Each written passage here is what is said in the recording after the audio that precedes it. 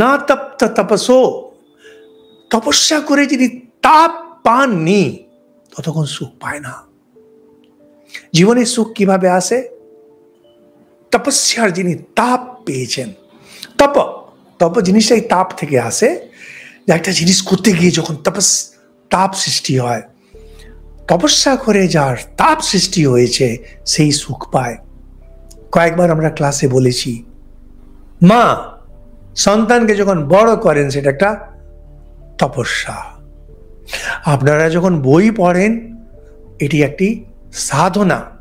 সাধনা হচ্ছে part time, তপস্যা হচ্ছে ফুল টাইম। আপনারা যখন জব ধ্যান করেন আপনাদের জন্য এটা সাধনা। আমরা জব ধ্যান যেটা করি আমাদের জন্য এটা তপস্যা, ওয়ে অফ লাইফ। আমাদের এটাই 24 ঘন্টা আমাকে এটাই করতে হয়, তপস্যা। তপস্যা সাধনাতেই, সাধনা হচ্ছে পার্ট টাইম, তপস্যা ফুল টাইম। তপস্যা করলে তবে হিট হয়, সাধনাতে অত হিট জন্মায় না।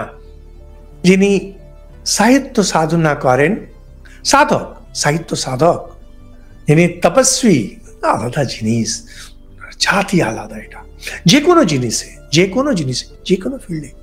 তানসেন সঙ্গীত সাধক ছিলেন, কিন্তু তার যে গুরু রবিদাস, রবিদাসই নাম ছিল বোধহয়, তিনি হচ্ছেন তপস্বী।